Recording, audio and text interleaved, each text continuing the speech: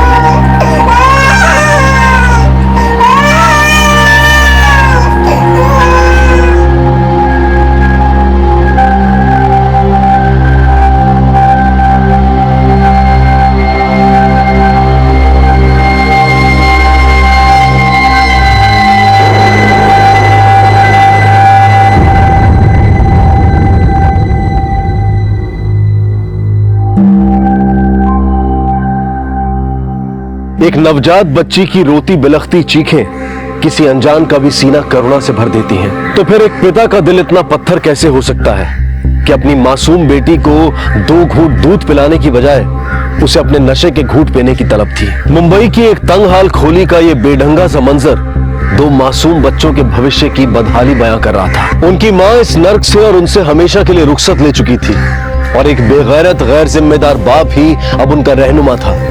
जब उनका आज इतना भयानक था तो उनका कल कैसा होगा?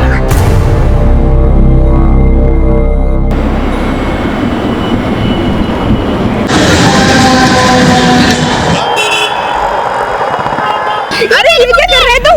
ये मेरी साहब का बच्चा है। पागल हो गए, थप्पड़ मारता है। छोड़ दे। पकड़ो इसे। बच्चा चोर, पकड़ो उसे। वो मेरे साहब का बच्चा है।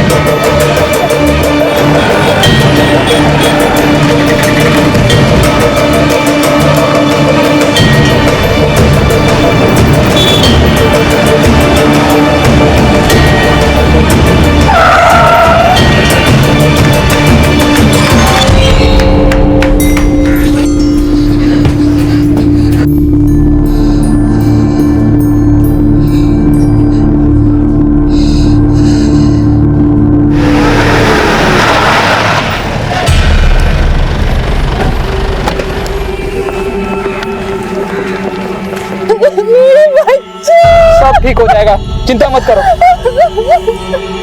वो लड़का दिखता कैसा था? साहब 10-12 साल का दुबला पतला लड़का था। उसका ओलिया हमारे स्केच आर्टिस्ट को बता सकती है? हाँ साहब, मैं बता सकती हूँ।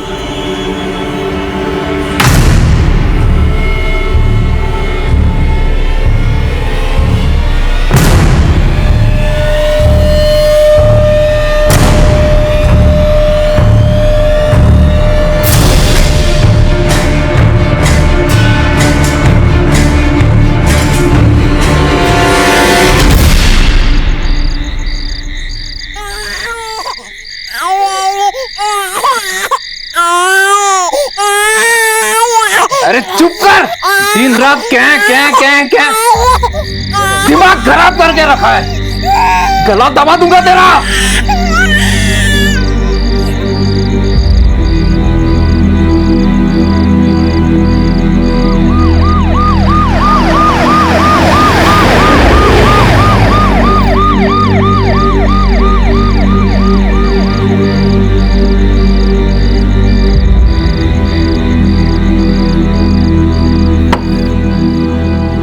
बाबा आ गया तू? ना दे। और पहले इस किचकिच को चुप कर। सुबह से कान खा गई है मेरा। हाँ बाबा।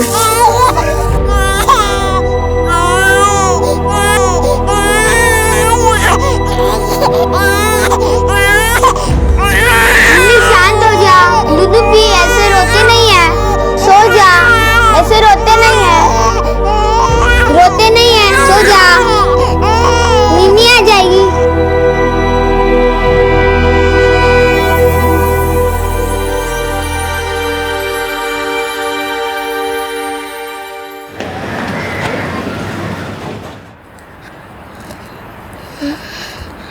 बाबा मैं जाता हूँ। सुन, उस जग्गू को बोल थोड़ा पैसा बढ़ा। मैंने उसे बोला लेकिन ना बोलता। साला मुफ्तखोर। चल निकल, जो दे वो ले आ।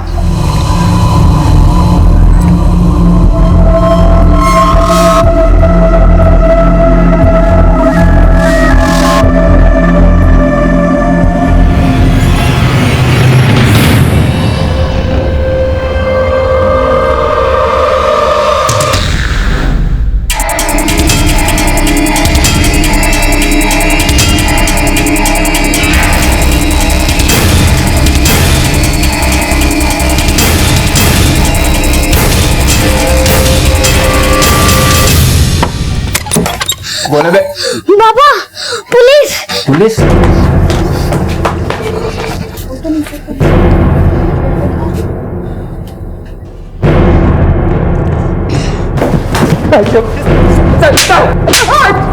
जास्त शळपट्टी नाही पाहिजे। और किस किस के बच्चे उठवाए तूने अपने बेटे से? साहब आज शपथ साहब, मैं ये काम नहीं करता है साहब। मेरे को तो लगा वो मेरी मुन्नी है साहब। मुन्नी नहीं है, वो मुनमुन है जिसे तेरा बेटा अगवा करके लाया तेरी खोली पे। बोल, धंधा क्या है तेरा? किसको बच्चे सप्लाई करता है तू? बोला ना साहब, मैं कोई गलत धंधा नहीं करता। आप चाहे तो बाकी खोले वालों को पूछ ना साहब। मैं बाप है मुन्नी का। मेरे को तो खुद को नहीं मालूम टीपू कब मुन्नी को छोड़ के किसी दूसरे के बच्चे को उठा के लेके आया। अंकल बाबा सही कह रहे, मैंने वो बच्ची को पार्क से उठाया था। दीपू तुमने बच्ची को क्यों उठाया? मैंने वो बच्ची उसकी मार से बचने के लिए उठाया। मतलब? मुन्नी को भी कोई बच्चा चोर ले गया। अगर मैं ये बात बाबा को बोलता कि मुन्नी मुझसे घूम गई तो मुझे वो बहुत मारता। मुन्नी से ही तो बाबा का दारू का जुगाड़ होता है। लेकिन मैं बच्चा चोर नहीं है अंकल, मैं बच्चा चोर नहीं है। मुन्नी से जुगाड़ होता है? कैसे? रोज के 100 रुपए कमाने मुन्नी को जग्गू के हाथ में देना पड़ता है। अरे तेरी बहन, चल निकल। पैसा जग्गू भाई? अबे रोती नहीं है ये, भीख कम मिलती है। मेरे को पैसा कम मिला ना तो आगे से तेरा पैसा काट लेगा, समझा? चलिए रोज की तरह मैं मुन्नी को घर लेकर आ रहा था।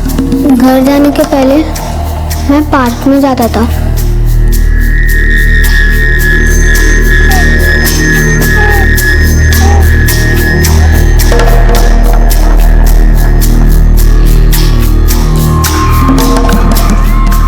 अब हम आइसक्रीम खाएंगे।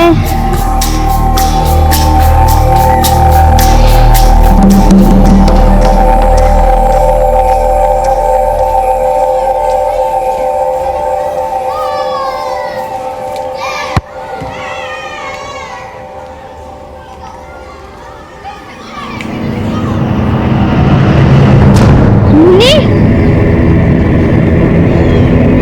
मुन्नी, मुन्नी, मुन्नी, मुन्नी, मुन्नी, मुन्नी।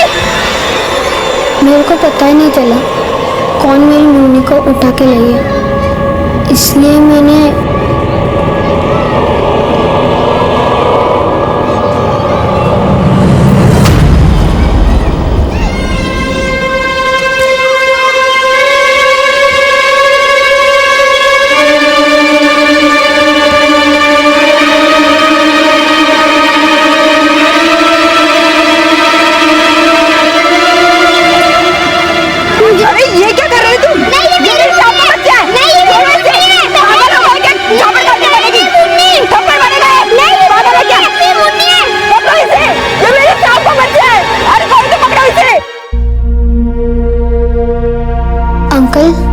वो बच्चा तो आपको मेरे पास से मिल गया, लेकिन मेरी मुन्नी मिल जाएगी ना? ढूंढो ना मेरी मुन्नी को, वो बहुत छोटी है।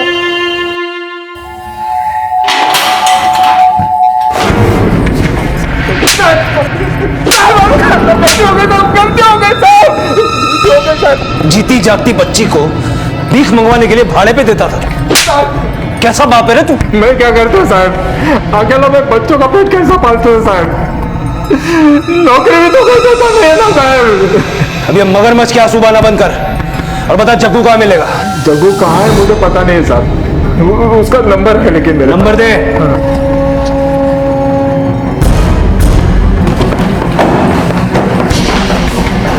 सर जग्गू का नंबर बंद है और वो अपने अड्डे पे भी नहीं मिला है। अपने खबरियों को बोलो पता लगा है वो कहाँ छिपा हो सकता है। सर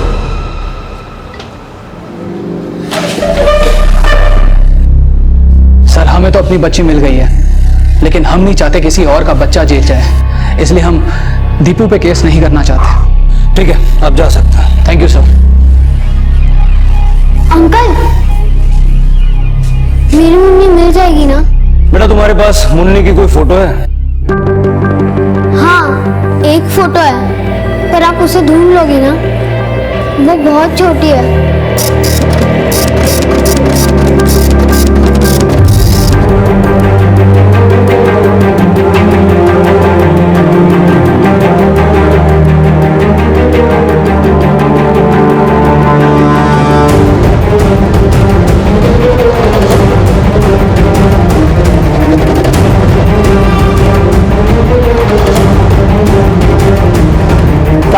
पता चला है, और जग्गू है ना भिवंडी में अपनी दोस्त की खोली में छुपा हुआ है।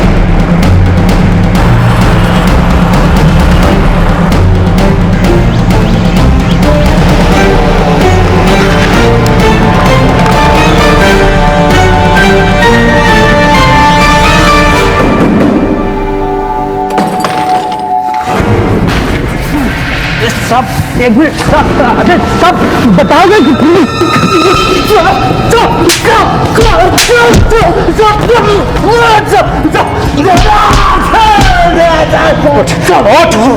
मन्नी कहाँ है बोल? साहब मैं मानता हूँ कि मैं उसके भाई और बाप से भीख मंगवाने के लिए मुन्नी को लेता था साहब, लेकिन मैं सच कहता हूँ साहब, मैंने उसको नहीं उठवाया साहब। सर जग्गू को बहुत तोड़ा लेकिन मुन्नी की कोई इन्फॉर्मेशन हाथ नहीं लगी। अगर जग्गू ने मुन्नी को नहीं उठवाया तो फिर किसने उठवाया और किस मकसद से?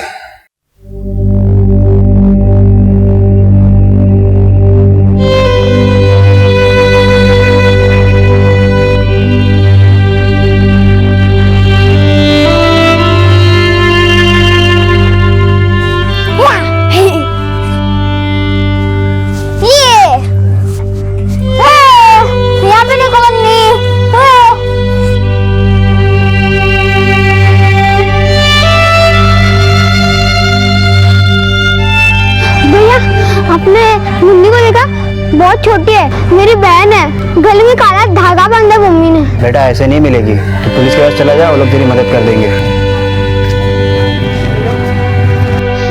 ये मुन्नी, पुलिस वाले इसे ढूंढ रहे हैं, लेकिन मुझे मुन्नी को बहुत जल्द ढूंढना है। बहुत छोटी है, बहुत रोती है।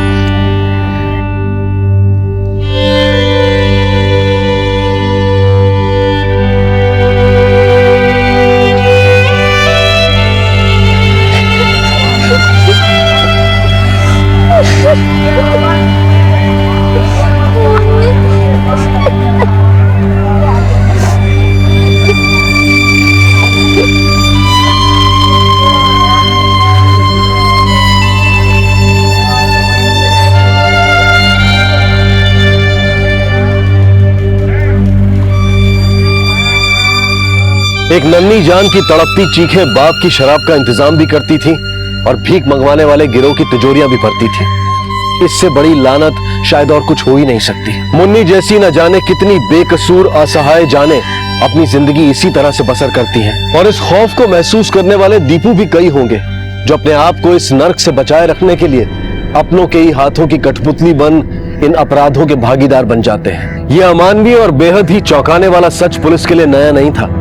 पुलिस को दीपू और मंदार के बयान की पुष्टि तो करनी थी, लेकिन साथ ही इस राज का भी पता लगाना था कि आखिर मुन्नी अब कहां थी।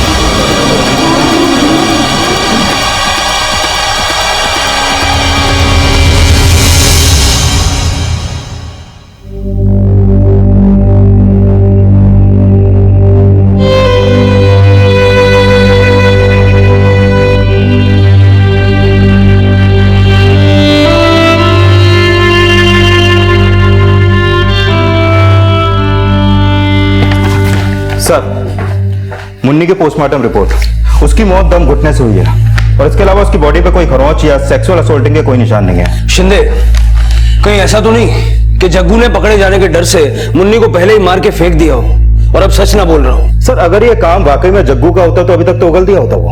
अगर ये काम जग्गू ने नहीं किया है तो मुन्नी को अगवा करके मारने के पीछे किसी का क्या मकसद रहा होगा?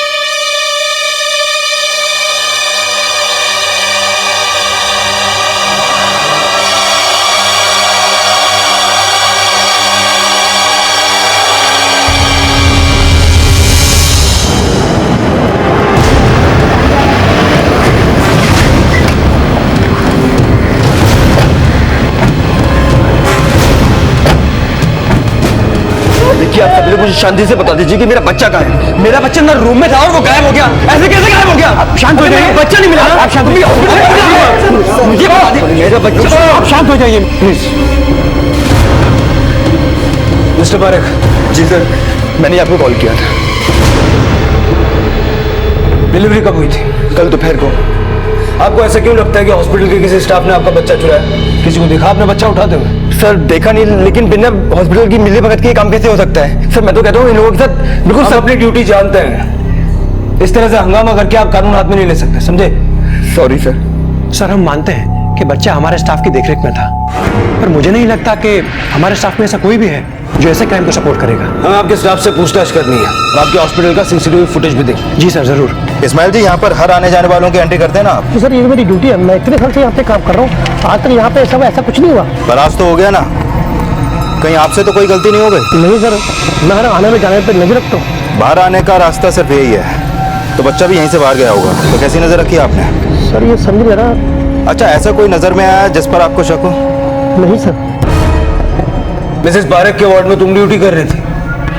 जी सर, लेकिन जब बच्चा किडनैप हुआ उस समय मैं वार्ड में नहीं थी। वार्ड का है? सर बच्चा यहीं था और मिसेस पारेख भी। आपने किसी को देखा? मैं वॉशरूम में थी, जब बाहर आई तो मेरा बच्चा नहीं था।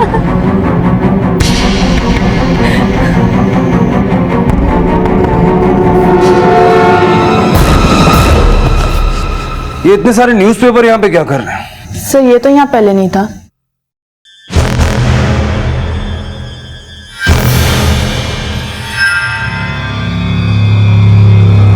शिंदे एक मिनट, रिवाइंड करो, जूम करो जरा।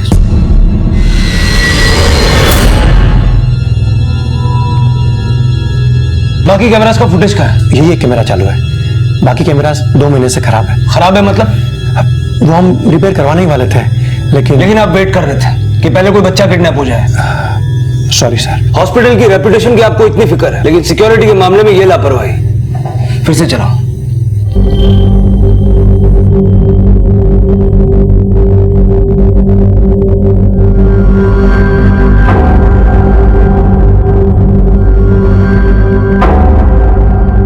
मुझे लगता है ये बच्चा अपने बैग में न्यूज़पेपर लेकर मिसेस पारेख के वार्ड में दाखिल हुआ। वहां पर इसने अपना बैग खाली किया और बच्चे को बैग में डाला। रिवाइंड करो।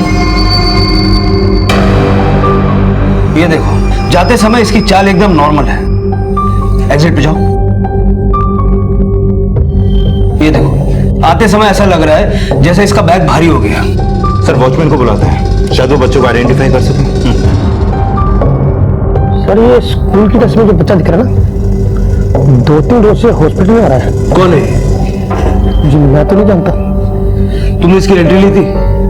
सर मैंने सोचा मरीज के रिश्तेदार का बच्चा होगा। मतलब तुमने बिना कोई पूछताछ किए उसे आने भी दिया और जाने भी दिया? सर बच्चे पे भला कोई कैसे शक कर सकता है? उसका स्केच तो बनवा सकते हो ना?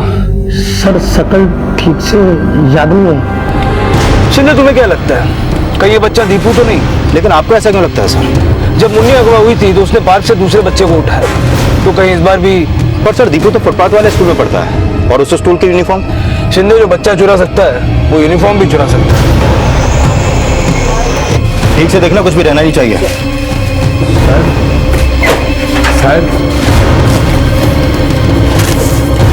अरे साहब बताओ तो सही, आप क्या ढूंढ रहे हैं साहब?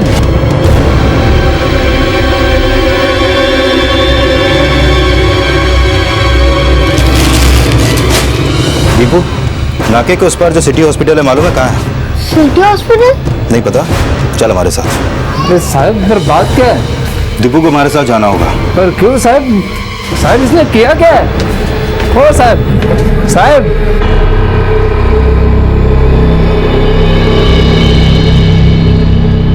सर जी ये वो बच्चा नहीं है, मेरे कुछ खास तो याद नहीं है। ये तो बहुत छोटा है, वो हाइट में थोड़ा बड़ा था। वो 14-15 साल का होगा। कौन सा बच्चा अंकल? और आपने मुझे क्यों बुलाया?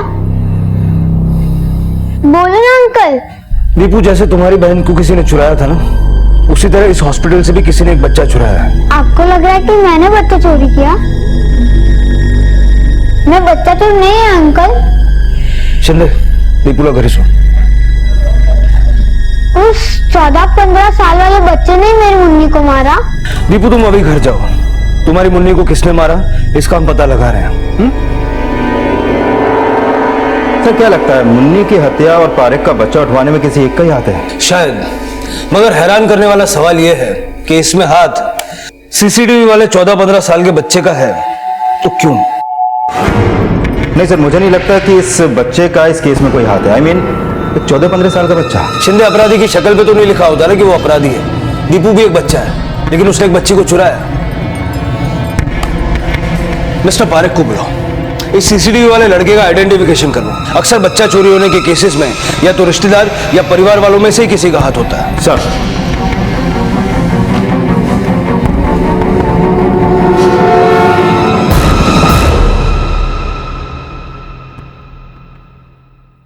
सर ऐसी यूनिफॉर्म तो मेरे भतीजे की भी है। क्या नाम है आपके भतीजे का? सर प्रतीक, मेरे बड़े भाई का बेटा है। क्या वो हॉस्पिटल में आया था? हाँ सर, कई बार। लेकिन बात क्या है?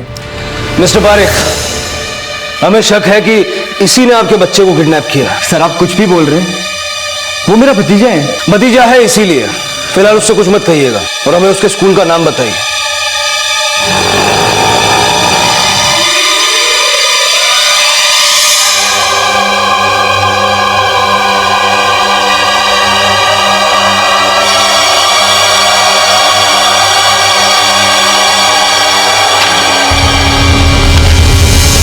सर इसकी अटेंडेंस पूरी है। बेटा प्रतीक, 16 तारीख को अटेंडेंस लगवा के बंक तो नहीं मारा था? नहीं सर, मैं कभी बंक नहीं मारता।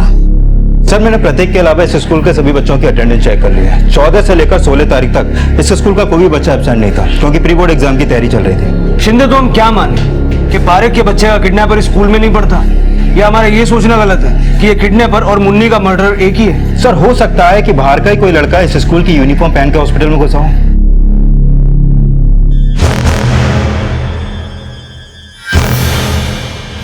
सुनो। जी अंकल।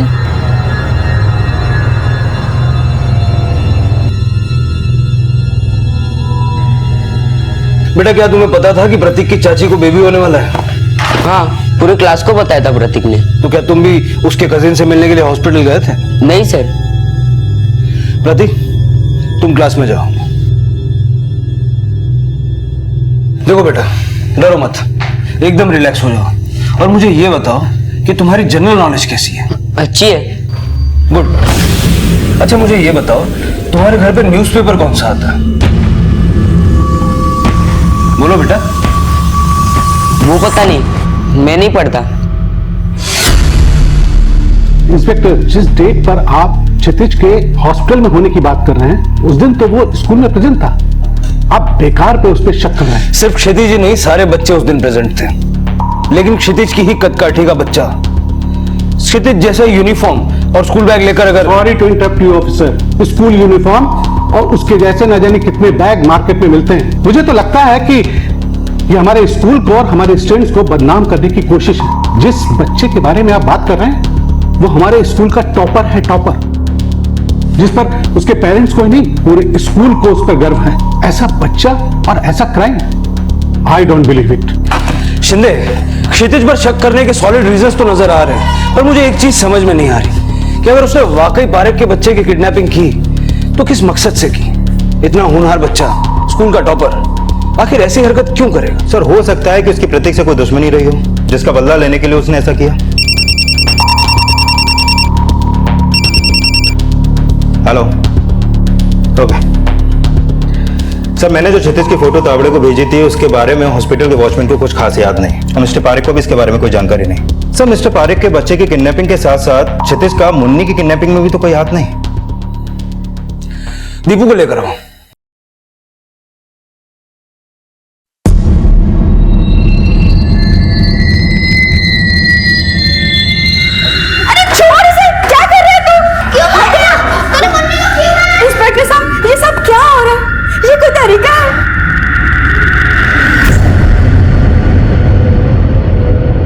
अपराध का चेहरा बहुत ही भद्दा और घिनौना होता है, लेकिन अपराध करने वालों की शिनाख्त में जो चेहरे सामने आते हैं वो अक्सर बेहद चौंकाने वाले होते हैं। दीपू की बहन मुन्नी के गायब होने और हॉस्पिटल से एक नवजात बच्ची के अगवा होने के दौरान शक के दायरे में जो चेहरा सामने आया था वो था 14 वर्षीय क्षितिज का। लेकिन अगर क्षितिज का वाकई इन अपराधों में कोई हाथ था तो वो किन वजहों से रहा होगा, ये सवाल उठना लाजमी था।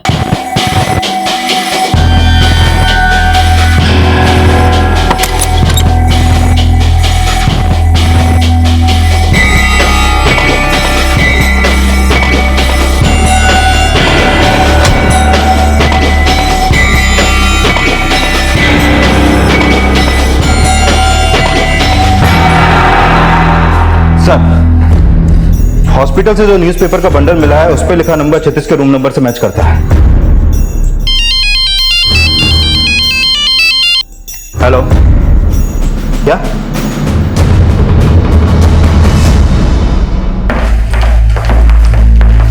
ये सब कैसे हुआ मिस्टर सावंत? पियोन ने मुझे इन्फॉर्म किया था कि क्षितिज स्कूल के वॉशरूम में बेहोश पड़ा हुआ था। उसने अपने हाथ की नसें काटी हुई थी। आई गेस उसने आत्महत्या करने की कोशिश की। ये सब आप लोगों की वजह से हुआ है। जब से आपने क्षितिज को उस लड़के से पिटवाया तब से वो बेचैन था।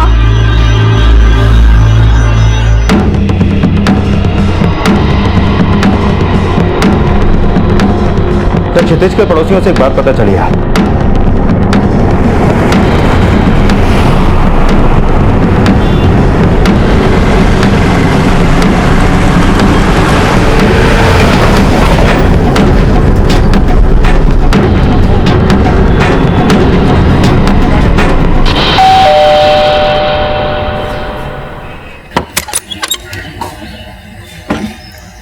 जी, सपना महाजन का घर यही है? जी। पापा कौन है?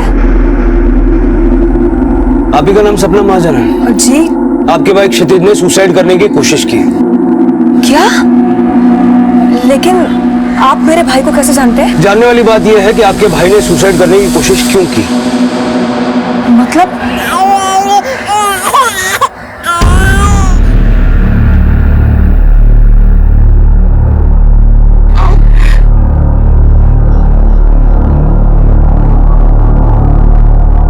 देखा सर, इन्हें अपने बच्चे का चेहरा तक याद नहीं है। मैं बोल रही हूँ ना, ये बच्चा मेरा ही है। सर, सिर्फ एक दिन का था जब ये अगवा हुआ था, और छोटे बच्चे की शक्ल हर दिन बदलती है। लेकिन एक माँ अपने बच्चे को पहचानने में इतनी देर नहीं लगाती।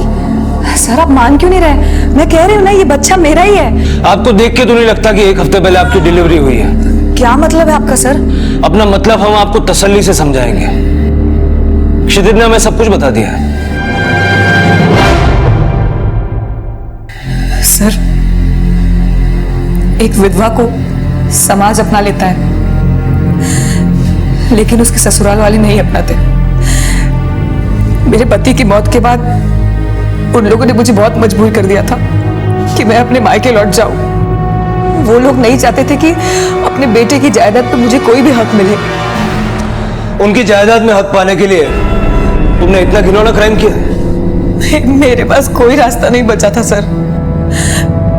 मुझे लगा कि अपने पोते के खातिर शायद वो मुझे अपना ले, इसलिए मुझे फेक प्रेगनेंसी का नाटक करना पड़ा। सपना, तुम्हें एहसास भी है कि अपने इस झूठे नाटक से तुमने अपने भाई का बचपन छीन लिया? मैं बहुत बुरा हूँ सर, मुझे मर जाने दीजिए। नहीं बेटा, तुम बुरे नहीं हो, तुम तो अपने स्कूल के टॉपर हो। फिर ये सुसाइड क्यों? मैंने ही क्राइम किया सर, ताकि मेरी दीदी का फ्यूचर अच्छा हो। मेरी दीदी को उनके ससुराल वालों ने घर से निकाल दिया था। मैं दीदी को रोते हुए नहीं देख सकता था सर। अगर मैं बड़ा होता, जॉब कर रहा होता, तो दीदी को कभी फेक प्रेगनेंसी का नाटक नहीं करना पड़ता। पर उनके खुशी के लिए मुझे उनकी बात माननी पड़ी। क्षितिज, इस नाटक को पूरा करने के लिए मुझे एक बच्चे की जरूरत है। तू मेरी मदद करेगा ना? पर मैं क्या कर सकता हूँ दीदी? तू मेरे लिए एक बच्चा चोरी करके लिया। तो प्रतीक की चाची के बच्चे को तुमने अपनी दीदी के कहने पे उठाया? प्रतीक ने सारी क्लास में बताया था कि उसके चाची को बेबी होने वाला है, इसीलिए मैं हॉस्पिटल गया।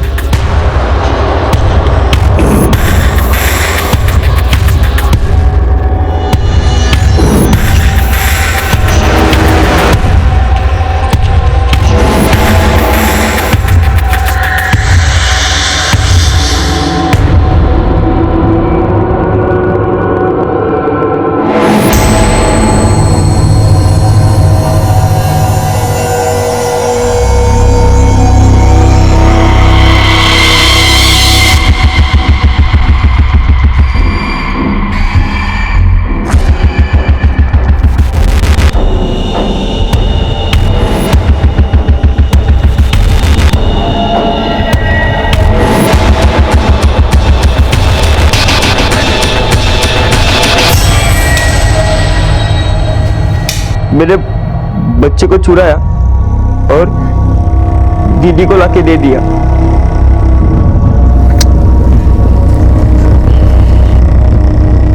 तो पहले हमें सच क्यों नहीं बताया? क्या सच बताना सुसाइड करने से ज्यादा मुश्किल था? मुझे बहुत बुरा लग रहा था सर। मैंने अपनी बहन की खुशी के लिए दीपू की बहन। तो क्या तुमने दीपू की बहन को भी?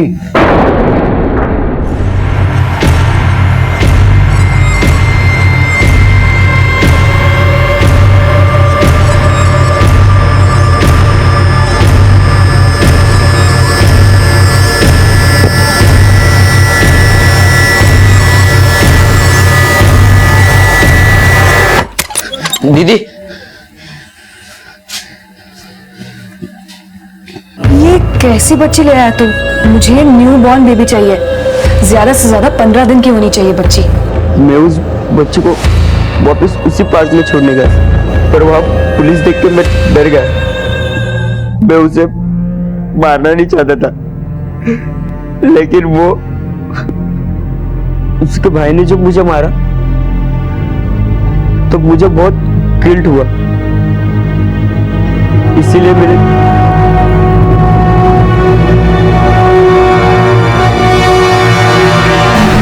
बड़ों का काम होता है बच्चों को रास्ता दिखाना, लेकिन तुम दोनों ने अपने ही बच्चे को गलत रास्ते पे भेज दिया और साथ ही एक 6 महीने की बच्ची की जान ले ली। शिंदे, घेऊन जा इनको।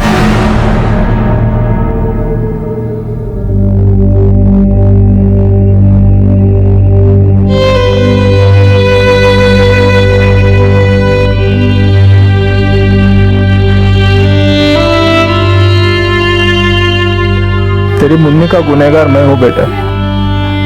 अगर तेरा बाबा अच्छा होता तो तुझे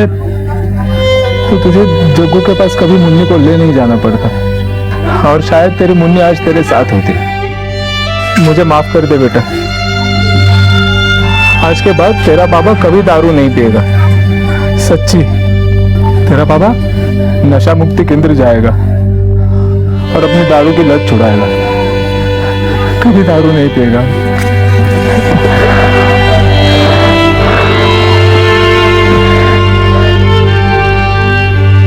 डीएनए टेस्ट से साफ हो गया कि सपना जिस बच्चे को अपना बता रही थी वो पारेख परिवार का ही था, और यह भी साफ हो गया था कि अपने पिता के जुल्मों को सहने वाली और दीपू की बहन मुन्नी भी सपना की ही वजह से आज इस दुनिया में नहीं थी, और इन अपराधों के लिए उसने जरिया बनाया था अपने 14 वर्षीय भाई क्षितिज को।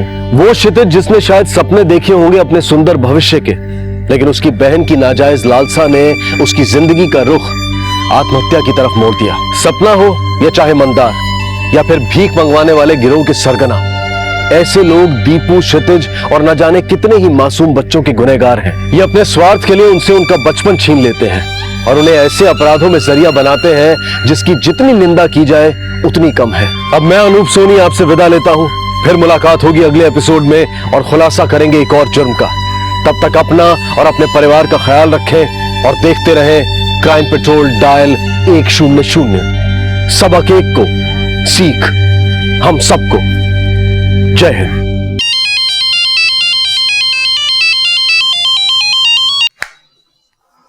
हेलो। Hello baby. अरे कहाँ हो तुम यार? कब से तुम्हारा नंबर ट्राई कर रहा हूँ मैं। सॉरी, वो एक्चुअली फोन चार्ज नहीं है। तो मुझे ये बताओ कितने बजे की बस है, मैं तुम्हें कितने बजे पिक करने आऊँ? हाईवे में ना कोई ऑयल टैंकर पलट गया तो इसलिए हाईवे क्लोज कर दिया। अब तो कल ही निकल पाऊंगी।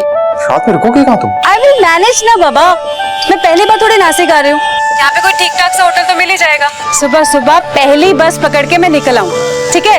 लंच टाइम तक पहुँच जाऊंगी। तुम एक काम करना, जैसे ही तुमको होटल का रूम मिले अपना मोबाइल सबसे पहले चार्ज करना और मुझे कॉल करना, और हाँ निकलने से पहले भी कॉल करना। Okay mister hubby. Love you. The number you have called is unavailable. Please try after some time. Dad आपने तो कहा था मम्मा लंच तक आ जाएंगे, अब तो 3 भी बज गए हैं। तुम्हारे सामने पापा फोन ट्राई कर रहे हैं, लग ही नहीं रहा है। हम लोग मम्मा को लेने बस स्टैंड चले क्या?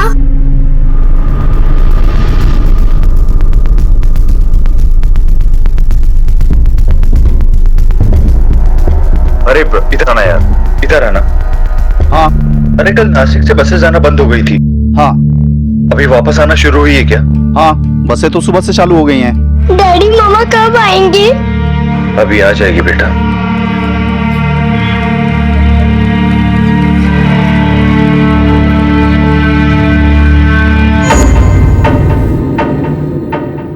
पंद्रह मार्च की सुबह गई शर्ली अगले दिन शाम तक वापस नहीं आई।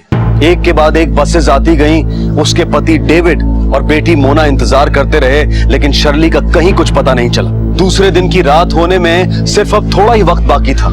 आखिर डेविड ने तय किया कि वो पुलिस की मदद लेगा। आपकी वाइफ नासिक कब गई? सर मैंने बताया ना आपको, कल सुबह गई थी वो और रात को वापस लौटने वाली थी, और लास्ट में 8:30 के आसपास उसने नासिक की पीसीओ से कॉल किया था सर। वो नंबर है आपके पास? नंबर हाँ है सर मेरे पास है, दिखाता हूँ सर आपको।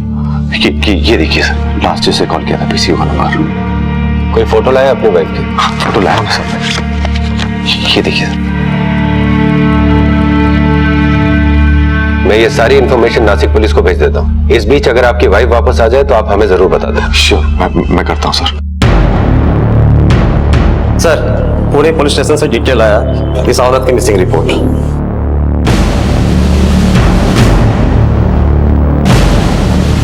इस डिटेल के मुताबिक कल रात को इस औरत ने नासिक के किसी पीसीओ से कॉल किया था। उसका नंबर भी है यहाँ पे।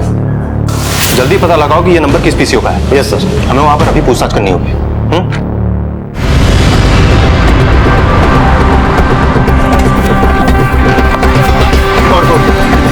यही पीसीओ था। सुनो, 2083469 इसी पीसीओ का नंबर है। हाँ सर, इसी पीसीओ का नंबर है। कल रात को इस औरत ने इसी पीसीओ से कॉल किया था। हाँ सर, ये 10 साढ़े 10 बजे आई थी हमारे पीसीओ पे। इसने फोन भी किया था सर और चार्जर भी मांगा था। भैया चार्जर होगा आपके पास? ये लीजिए। अरे नहीं, ये मेरे फोन पे नहीं लगेगा। भैया आसपास कोई अच्छा होटल है?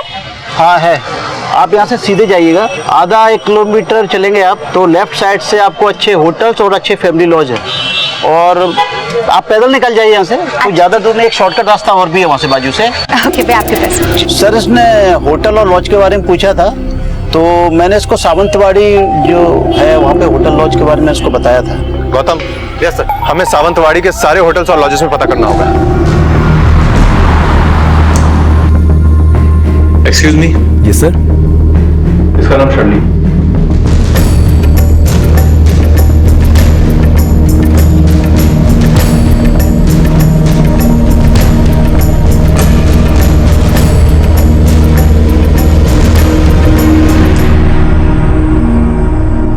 सात दिन बीत चुके थे।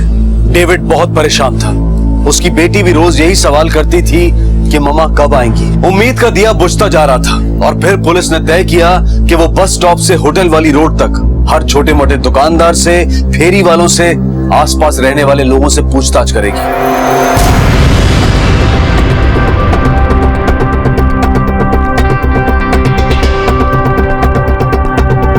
यहाँ कुछ दुकानें यहाँ पता करते हैं।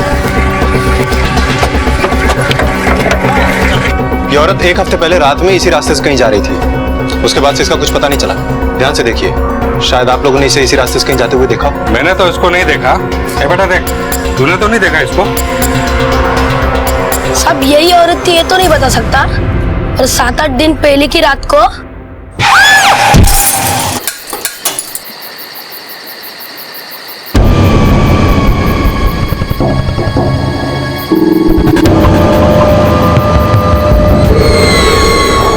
बेटा एक्सीडेंट कहाँ हुआ था?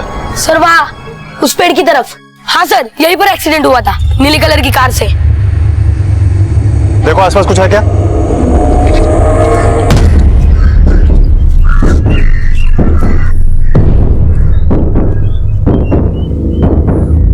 कार के हेडलाइट के टुकड़े हैं।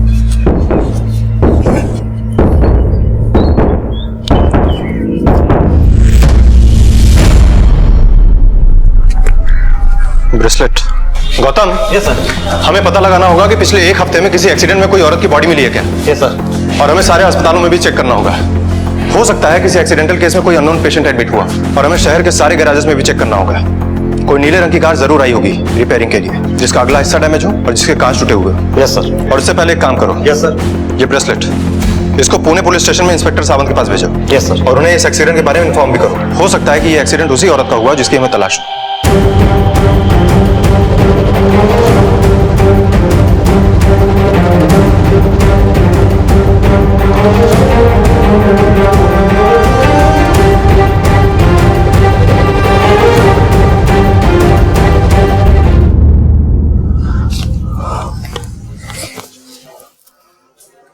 डोंट क्राई बेटा, मम्मा आ जाएगी। हाँ? आप हमेशा कहते हो मम्मा नहीं आती है। देखो पापा ने तुम्हारे लिए कितना अच्छा पास्ता बनाया, खाओगी थोड़ा सा? नहीं खाना। थोड़ा सा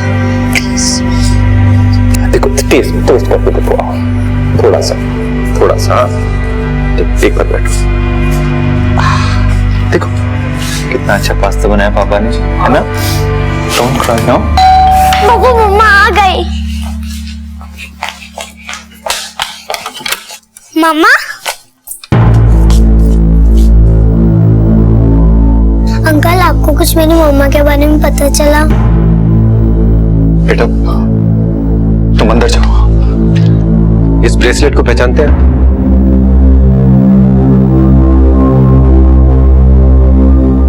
ये तो शर्ली का है, जिस दिन गई थी पहन के गई थी। आप लोगों को मिल गई क्या वो? अरे प्लीज कुछ तो बोलिए आप लोग। मिस्टर डेविड प्लीज आप शांत हो जाइए। ये नासिक पुलिस को एक रोड पर मिला। जिस रात आपकी बीवी लौटने वाली थी उस रात उस रोड पर एक एक्सीडेंट हुआ था। उस एक्सीडेंट स्पॉट पे ये ब्रेसलेट मिला। एक्सीडेंट? कौन से हॉस्पिटल में है वो? Mister David, Nashik police inquiry कर रही है। आसपास के सभी हॉस्पिटल्स में पूछताछ जारी है। जैसे हमें कुछ पता चलेगा हम आपको इन्फॉर्म कर देंगे।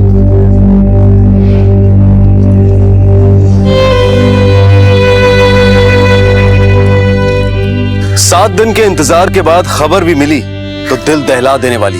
आखिर कहां थी शर्ली? वो जिंदा भी थी या नहीं। और तभी पुलिस को एक बेहद चौंका देने वाली दूसरी लीड मिली। फोटो देना। एक्सक्यूज मी, इस औरत को देखा आपने? ये 7-8 दिन पहले हमारे हॉस्पिटल में एडमिट थी। एक्सीडेंट केस था। इसको कोई बाहर छोड़ के चला गया था, तो हमारा वार्ड बॉय भागते हुए बताने आया था। अरे भारती, क्या हुआ? अपना गेट है ना, वहां पे एक गाड़ी रुकी और एक औरत को फेंक के भाग गया। रख दे। हाँ? रख दे।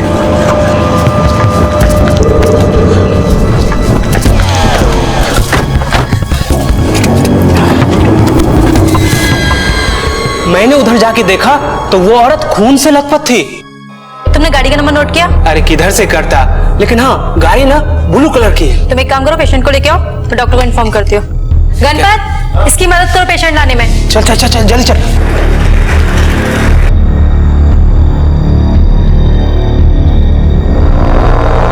वो पेशेंट कहाँ है? क्या हुआ भारती? सर 7-8 दिन पहले एक औरत को जो बाहर फेंक के चले गए थे ना सर, उनके बारे में इंक्वायरी करने आए हैं। हाँ, उस रात मैं ही था ड्यूटी पे, लेकिन अगले दिन सुबह औरत अपने आप ही चली गई थी। कहाँ? कोई उसे फेंक के चला गया था, फिर हमने उसे एडमिट किया, उसका बैंडेज वगैरह किया, और अगले दिन जब मैं आया तो पता चला कि वो चली गई थी। लेकिन डॉक्टर साहब, आप लोगों को एक्सीडेंटल केस में पुलिस को इन्फॉर्म करना चाहिए या नहीं करना चाहिए? तूने पुलिस को इन्फॉर्म नहीं किया था? अरे भाई, तुम लोग पुलिस का प्रोसीजर क्यों नहीं फॉलो करते हो? आई एम सॉरी, अगर कोई सीरियस मैटर होता तो ये लोग आपको जरूर इन्फॉर्म करते हैं। अगर उस औरत के बारे में कुछ भी पता चले आप जरूर बताइएगा। हेलो, आपके वाइफ के बारे में एक जरूरी इंफॉर्मेशन देनी है। अभी आता हूं। जैसा मैंने आपको बताया था कि आपकी पत्नी का एक्सीडेंट हो गया था। एक्सीडेंट के बाद उन्हें एक हॉस्पिटल में एडमिट करवाया गया था। कौन से हॉस्पिटल में सर? हाँ, अभी कैसी है वो? नासिक पुलिस ने और क्या बताया आपको? बेहोश है, इंजर्ड है, कैसी है? ज्यादा इंजर्ड तो वो नहीं होंगी, क्योंकि अगली सुबह वो चुपचाप उस हॉस्पिटल से निकल गई। हॉस्पिटल से निकल गई? तो उसको घर आना चाहिए था, मगर अभी तक तो घर आई नहीं वो। देखिए, मैं बता रहा हूँ, कोई मिसअंडरस्टैंडिंग हुई होगी सर। मुझे लग रहा है कुछ गलत तो नहीं हो गया। प्लीज आप थोड़ा पता कीजिए, कहाँ है वो? यही बात तो हम भी जानना चाहते हैं मिस्टर डेविड। एक बात बताइए, आप उनके साथ नासिक क्यों नहीं गए थे? सर, मैं उसके साथ जाना चाहता था सर, मगर इस वीक मेरी बहुत इंपॉर्टेंट मीटिंग थी इन्वेस्टर्स के साथ। मैंने बोला था शर्ली हम नेक्स्ट वीक चलते हैं। नहीं, आप जानबूझकर तो उसके साथ नहीं गए। सर, आप मुझ पर शक कर रहे हैं सर। आप विश्वास करने का सॉफ्टवेयर पुलिस ट्रेनिंग में हमारे दिमाग से निकाल कर फेंक दिया जाता है, इसलिए हम शक सबसे पहले और विश्वास सबसे बाद में करते हैं। तो बताइए, आप अपनी वाइफ के साथ नासिक क्यों नहीं गए? मेरा नया बिजनेस है सर, और मुझे ज्यादातर समय अपने बिजनेस को देना पड़ता है। लगभग यही कोई 6 महीने पहले शर्ली के फादर की डेथ हो गई थी सर। शर्ली काफी दिनों से बोल रही थी कि उसको उसके फादर की ग्रेव के पास जाकर बैठना है। मुझे पापा से मिलने जाना है बस। और शर्ली, एक दिन पापा की ग्रेव पर अकेले नहीं बिता सकती क्या मैं? उनसे बात करनी ताकि उसकी आत्मा को शांति मिले। आपकी मैरिड लाइफ कैसी थी? आपका या आपकी वाइफ का किसी के साथ कोई चक्कर तो नहीं था? सर, मेरी वाइफ इतने दिनों से गायब और आप इस तरह की गिरी हुई बात कर रहे हो उसके बारे में sir. It's okay mister David, cool down. Mister David, I am sorry, मेरी बात से अगर आप हर्ट हुए हो तो हमें पूछना पड़ता है, यही हमारा काम है। आपकी वाइफ काम कहाँ करती है? सर, उसकी एक फ्रेंड की कंपनी है, मल्होत्रा मूवर्स एंड पैकर्स, वहीं काम करती है। उनके इस फ्रेंड का नाम क्या? समीर मल्होत्रा। उनका एड्रेस इन्हें लिखवा दीजिए।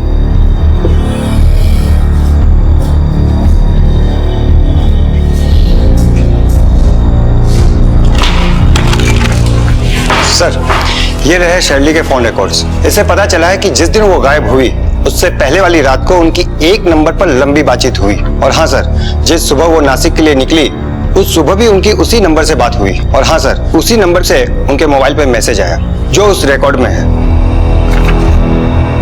I have reached early, car में तुम्हारा इंतजार कर रहा हूं। अब यही बताएगा कि शर्ली कहाँ है। मिस्टर समीर मल्होत्रा, शर्ली कहाँ है? मुझे क्या पता सर, मैं भी बहुत परेशान हूँ। मुझे ये समझ में नहीं आ रहा है कि एग्जैक्टली उसके साथ हुआ क्या। लेकिन हमें बहुत कुछ समझ में आ रहा है। आपकी कलीग इतने दिनों से गायब है, लेकिन आपने उसके हस्बैंड को एक दिन भी फोन करके नहीं पूछा वो कहाँ है, कैसी है, कहाँ गई है? हाँ, 2-3 बार कॉल किया था सर, उसका फोन बंद आ रहा था, तो इसलिए मैंने अपनी सेक्रेटरी से कहा कॉल करने को। वो रोज फॉलो अप करती थी। कमाल की बात कर रहे हो आप। आपकी कलीग, आपकी इतनी अच्छी दोस्त गायब हुई है और आप अपने सेक्रेटरी से कहते हो फॉलो अप करने को। एक्चुअली मुझे लगा शायद उसके हस्बैंड को बुरा लगेगा अगर मैं रोज कॉल करूं तो। क्या बुरा लगेगा? आपका फोन करना, फॉलो अप करना, आपकी दोस्ती या फिर आपका अफेयर? ये आप क्या कह रहे हैं सर? वो शादीशुदा है, मेरी दोस्त है, और जहां तक मैं जानता हूं उसका रिलेशनशिप उसके हस्बैंड के साथ बहुत अच्छा है। रिलेशनशिप तो आपके साथ भी बुरा नहीं है, तभी तो अपने हस्बैंड से छुपकर आपके साथ नासिक चली गई। जिस दिन वो नासिक गई थी, आपका मैसेज आया था उसे कि आप गाड़ी में उसका इंतजार कर रहे हैं। सर आप बिल्कुल गलत समझ रहे हैं। वो मेरी कॉलेज फ्रेंड है और उस दिन वो बहुत ज्यादा अपसेट थी। अपसेट थी तो आप उसको नासिक ले गए, किया क्या उसके साथ? कहां है वो? सर ये सच है, हम नासिक गए थे, लेकिन मैंने उसको सिर्फ उसके डैड के ग्रेवयार्ड तक छोड़ा था। फिर मैं अपनी मीटिंग के लिए गया and I had to stay there for 2 days। वो शाम को बस पकड़ के वापस आने वाली थी। मिस्टर समीर मल्होत्रा, वो आपके साथ नासिक गई थी और फिर वहां पर गायब हो गई। अब आप हमें सब कुछ सच सच बताएंगे या हम अपने ढंग से पूछें? बताता हूं सर। 8 दिन पहले की बात है। कल मुझे नासिक जाना है किसी क्लाइंट से मिलने के लिए, तो तुम भी मेरे साथ आ जाओ। नहीं, मेरी हिम्मत नहीं है। चलिए, आई नो नासिक में तुम्हारे डैड का ग्रेव है। आई नो उनके मरने के पहले तुम उनके साथ वक्त नहीं बिताई, पर क्या करती यार, मोना की रिस्पॉन्सिबिलिटी थी। डेविड वो स्टार्टिंग हिज ओन बिजनेस, तुम अपने जॉब को लेकर बिजी थी। प्लीज अपने आप को दोष देना बंद करो। Just go and pour your heart out उनके ग्रेव के सामने, नहीं तो तुम कभी मूव ऑन नहीं कर पाओगी Shirley. And I am sure, I am 100% sure वो तुम्हें माफ करेंगे और इसके बाद तुम्हें थोड़ी राहत मिलेगी and you will be able to move on. तुम्हें मेरे साथ आना पड़ेगा, ओके? तुम आओगी मेरे साथ? हाँ सर, साइकाइट्रिस्ट ने भी उसे यह समझाया था कि गिल्ट का बोझ उसकी हेल्थ के लिए अच्छा नहीं है। तो फिर यह बात डेविड से छुपाने की क्या जरूरत थी? अच्छे काम के लिए जा रहे थे तो छुपाया क्यों?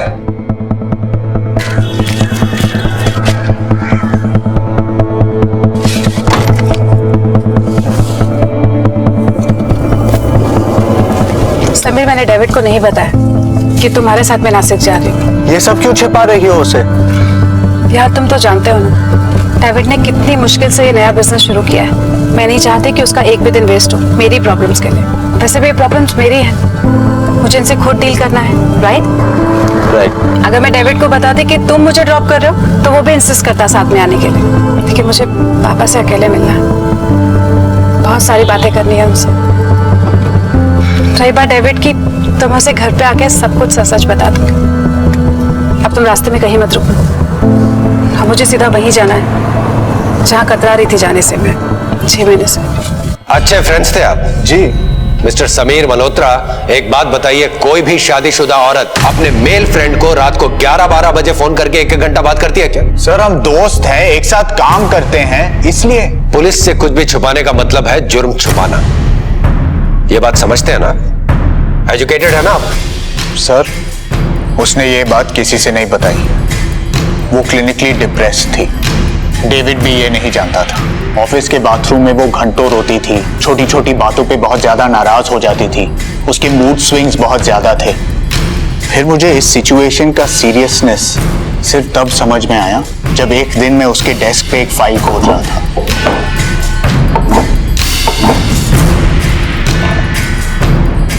तुम्हारी ये फाइल मैं कुछ करने नहीं वाली थी सर। तो फिर तुमने ये क्यों खरीदा? वो सिर्फ 1 सेकंड के लिए मेरे दिमाग में ख्याल आया और... अरे 1 ही सेकंड लगता है जान लेने में, और तुमने ऐसा सोचा भी कैसे यार? जो इंसान मेरे लिए सबसे जरूरी था, जो मुझे सबसे ज्यादा प्यार करता था, मेरे डैड 1 सेकंड में दूर चले गए मुझसे। पता है, मेरे दुख या सुख में हमेशा वो मेरे साथ खड़े होते थे, और जब वो बीमार थे, उन्हें मेरी जरूरत थी, तो मैं अपनी लाइफ में उलझी रही। जॉब जरूरी था, डेविड का बिजनेस स्टेबल नहीं था, बच्ची छोटी थी, मैं क्या करती? मेरी लाइफ को प्रायोरिटी थी, डैड की हेल्थ को नेग्लेक्ट किया। फिर एक दिन कॉल आया, पापा चले गए, पापा चले गए।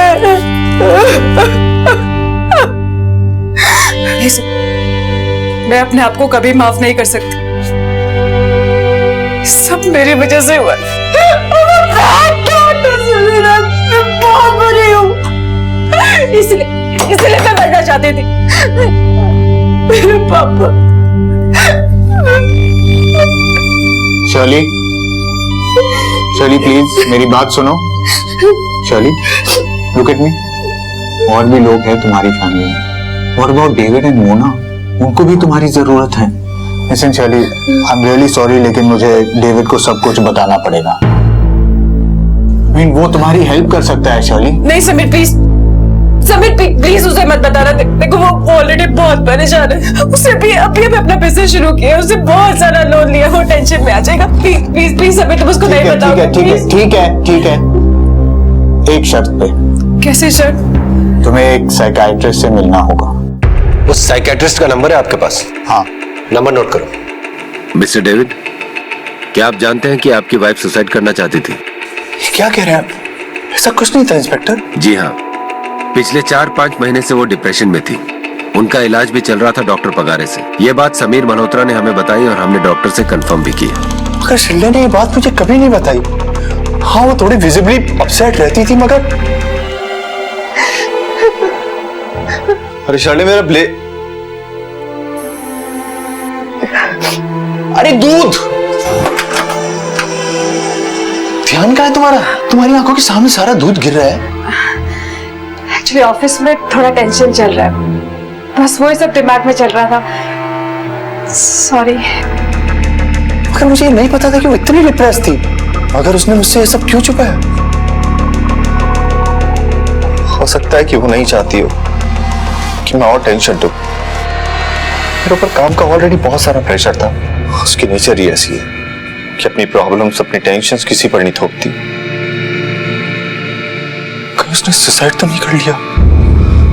एक तरफ मुंबई पुलिस सुसाइड की थ्योरी के आधार पर तहकीकात कर रही थी और दूसरी तरफ नासिक पुलिस उस नीली गाड़ी की तलाश कर रही थी। सर, बस स्टैंड के बाजू में गैरेज है, उधर सब पता चल गया। एक ब्लू कलर की गाड़ी एक्सीडेंट की अगली सुबह उसी गैरेज में आई थी और सर उस गाड़ी के हेडलाइट्स और डंपर दोनों डैमेज थे। गाड़ी के मालिक का और उसका एड्रेस पता चला? हाँ सर।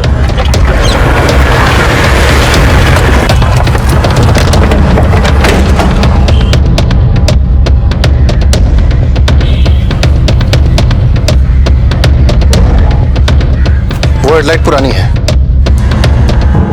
और ये वाली नहीं है।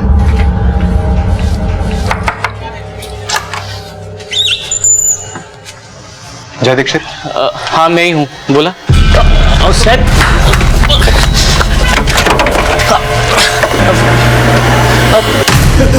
सर, जानबूझ के नहीं किया सर, वो तो एक एक्सीडेंट था। हम तो उसको जानते भी नहीं थे सर। जब तुम्हारी गाड़ी से एक्सीडेंट हुआ तो तुमने पुलिस को इन्फॉर्म क्यों नहीं किया? सर मैं डर गया था सर। ठीक है, गाड़ी चला रहा था क्या?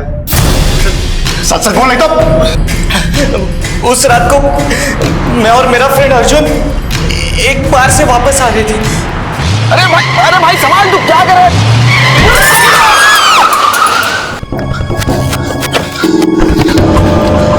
अबे एड़े, ये क्या कर दिया तूने? हाँ? कैसे हो गया यार?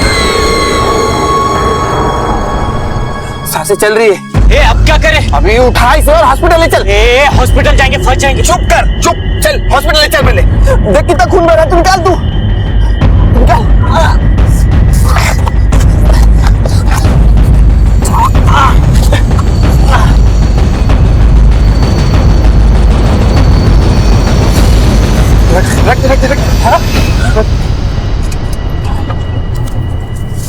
जब तुम दोनों उस औरत को हॉस्पिटल में एडमिट कराने की सोच रहे थे तो उसे हॉस्पिटल के गेट पे क्यों छोड़ के चले गए? उसका सर फट गया था, बहुत खून बह रहा था, उसकी बचने की कोई उम्मीद नहीं थी, इसलिए उसको हॉस्पिटल के बाहर ही। ये जय बोल रहा है कि उस औरत की हालत सीरियस थी, जबकि हॉस्पिटल में हमसे डॉक्टर ने कहा कि वो खुद ही ठीक होकर अगले दिन चली गई। हमने उसे एडमिट किया, उसका बैंडेज वगैरह किया और अगले दिन जब मैं आया तो पता चला कि वो चली गई थी। इसका मतलब कि वो डॉक्टर हमसे झूठ बोल रहा है। सर उस रात तो ड्यूटी पे गणपत था। कहाँ है वो? आज तो वो हॉस्पिटल में है, उसकी डे शिफ्ट चल रही है। बुलाओ उसको। अरे बोलो सर। गणपत इधर आओ। क्या हो गया साहब? जिस रात एक औरत तुमको हॉस्पिटल के गेट में मिली थी उस रात तुम्हें थे ड्यूटी पे? जी मैं ही था।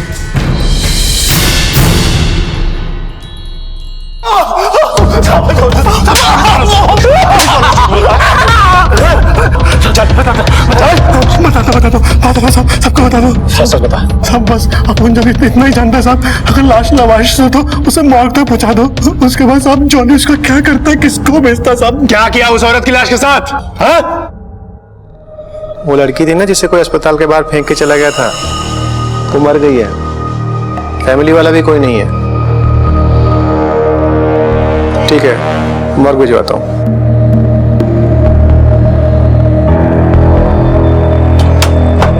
जॉले, अरे जॉले, बॉडी आ गई है। बोला नहीं था फोन में, लेडीज है।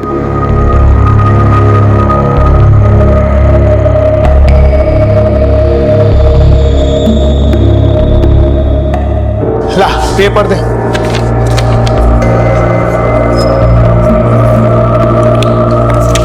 ले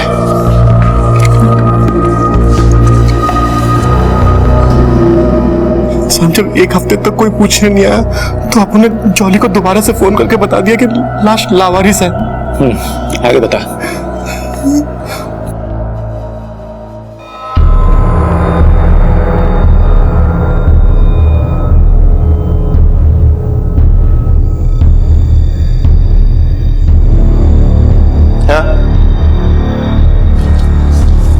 जॉली तेरा ही नाम है? हाँ साहब, मेरा नाम है जॉली। गणपत ने बताया कि 10 दिन पहले यहाँ पर एक लावारिस औरत की लाश आई थी। साहब मैं चेक करता है थोड़ा, एक मिनट में बताता है।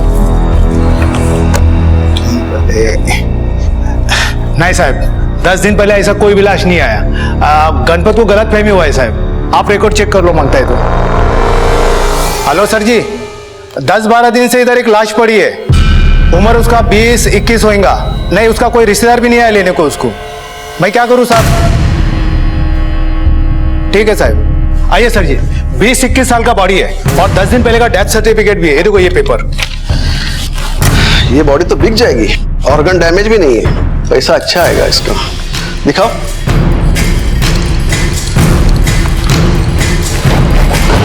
अरे ये क्या है?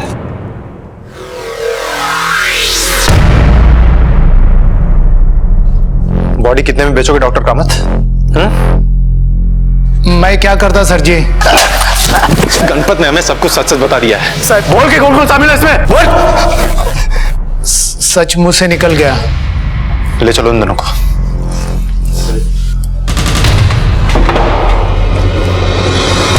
चल, अब सब कुछ शुरू से बोल। हाँ, वो औरत 10 दिन पहले हॉस्पिटल आई थी और उसी रात उसकी डेथ भी हुई थी। फिर हम लोग ने उसकी बॉडी मॉर्ग में भेज दी। हफ्ते भर तक का इंतजार किया, लेकिन जब कोई क्लेम करने आया ही नहीं तो फिर हम लोग ने बॉडी भेज दी। कोई क्लेम करने आता भी कैसे? तुमने तो पुलिस को इन्फॉर्म भी नहीं किया था, और जब पुलिस आई भी तो तुमने कह दिया कि वो ठीक होकर चली गई। क्यों? सर, जब हम लोग ने बॉडी बेच दी तो अगले दिन आप लोग आ गए थे। फिर मैंने कहानी गढ़ दी कि वो औरत ठीक होकर चली गई। डॉक्टर होकर लाशों का कारोबार करते हो? वैसे करते क्या हो लाशों का? हाँ, हम लोग वो मेडिकल इंस्टीट्यूट को भेज देते हैं। वहाँ एनाटॉमी के स्टडीज के लिए डेड बॉडी की जरूरत पड़ती है और बॉडीज तो इतनी आसानी से मिलती है नहीं, इसलिए हम लोग लावारिस लाशों को बेच देते हैं। लावारिस लाश नहीं थी सर, वो लावारिस लाश नहीं थी। मेरी बेटी की माँ, मेरी पत्नी, मेरी जिंदगी थी वो।